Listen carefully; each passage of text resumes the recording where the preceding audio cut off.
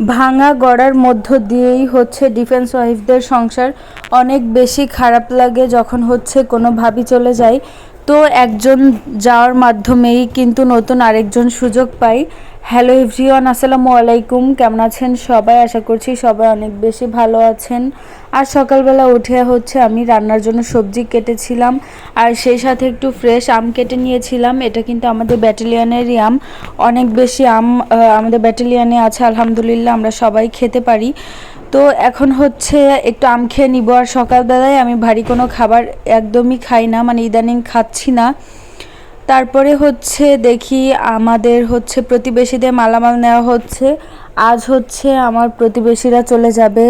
অনেক বেশি ভালো একজন প্রতিবেশী ছিল, আমরা একসাথে পাশাপাশি 6 মাস ছিলাম। আলহামদুলিল্লাহ অনেক বেশি ভালো ছিলাম আমরা।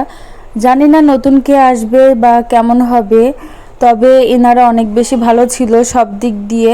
তো ওনার বাচ্চাদের সাথে হচ্ছে ফাতিহা বেবি খেলতো, অনেক বেশি খারাপ লাগছিল।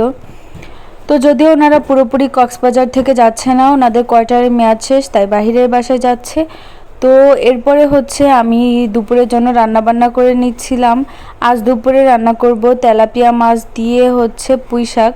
আমার হাজব্যান্ডের কমপ্লেইন, আমি নাকি ইদানিং তরকারিতে একদম মাছ মাংস দেই না, আমি নাকি রান্না করলে তার মধ্যে মাছ মাংস খুঁজেই পাওয়া যায় না। তো এই জন্য হচ্ছে আজ দেখি শুধু মাছই রান্না করব, ও যদি না খায় তখন খবর আছে। তো সন্ধ্যার দিকে ফাতিহার বাবা বলছিল একটু কলার পিঠা বানাতে। এটা আহামরি কিছু লাগে না, শুধু হচ্ছে কলা আর হচ্ছে আটা, তবে অনেকে হচ্ছে চিনি দেয়, তবে আমরা এক্সট্রা কোনো চিনি অ্যাড করি না। কলার যে মিষ্টি ওটাতেই হচ্ছে ভালো লাগে, এক্সট্রা চিনি দিলে তখন বেশি মিষ্টি হয়ে যায়, খেতে একদমই ভালো লাগে না।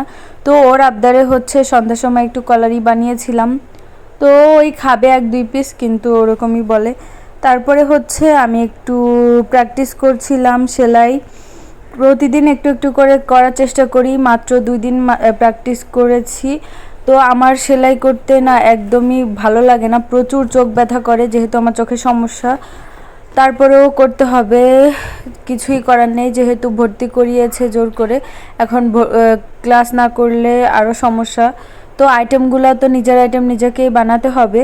তো এরপরে হচ্ছে রাতে আবারও মাছ রান্না করছিলাম, কারণ তার নাকি মানে তাকে নাকি মাছ মাংস খাওয়াচ্ছি না, শুধু সবজি খাওয়াচ্ছি।